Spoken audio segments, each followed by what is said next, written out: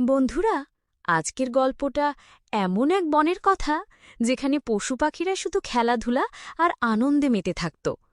হঠাৎ একদিন সেই বনে রাজা নির্বাচন নিয়ে শুরু হলো বড় এক সমস্যা।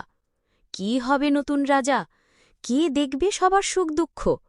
গল্পের শেষে এমন কিছু ঘটবে যা তোমরা ভাবতেও পারো না।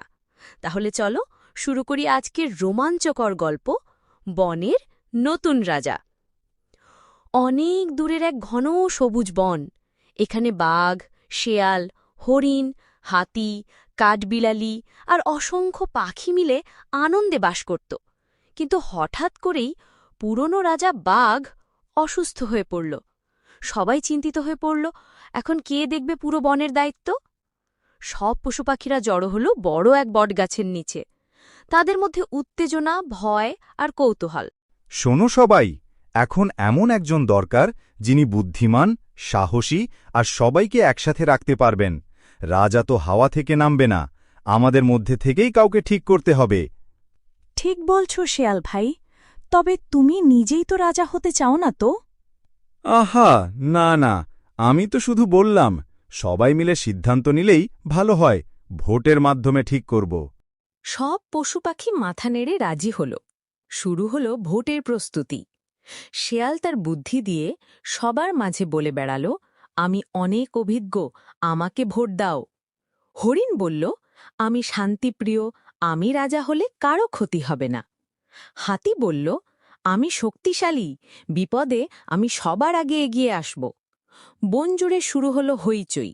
সবাই আলাদা আলাদা দলের মতো ভাগ হয়ে গেল। আমরা তো সবাই বন্ধু, এভাবে ভাগ হয়ে গেলে বনটাই অশান্ত হয়ে যাবে। আমরা যদি রাজা হওয়ার জন্য ঝগড়া করি, তবে অন্যরা কি করবে?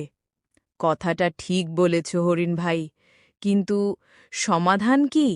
আমরা কি চুপ করে বসে থাকব? ঠিক তখনই দূর থেকে ধীরে ধীরে উড়ে এলো বনের প্রাচীন ও জ্ঞানী বক পাখি। সে ধীর কণ্ঠে বলল, হে বনের বাসিন্দারা, রাজা হওয়া মানে সবার ওপরে বসা নয়। রাজা মানে সবার দুঃখ সুখের ভাগিদার হওয়া। এমন একজন দরকার যে নিজের সুবিধার জন্য নয়, সবার ভালোর জন্য কাজ করবে। সবাই চুপ হয়ে গেল।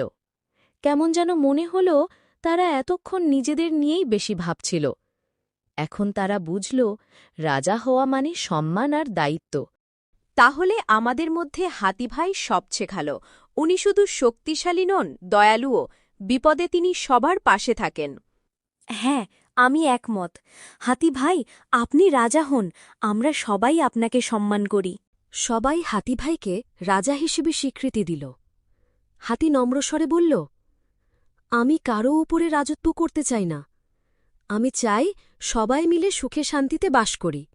বিপদে আমি সবার আগে পাশে থাকব। এরপর বন জুড়ে আবার শান্তি ফিরল। পাখিরা গান গাইল, হরিণরা লাফ দিল, শেয়াল আর বাঘ হাসিমুখে খেলতে লাগল। আজকের গল্পের শিক্ষা হল, যে নেতা শুধু নিজের কথা ভাবে সে কখনো ভালো নেতা হতে পারে না। ভালো নেতা সেই যে সবার কষ্ট নিজের মনে করে আর সবার জন্য কাজ করে। এই রকম গল্প পেতে আমাদের চ্যানেলটা সাবস্ক্রাইব করে রাখ।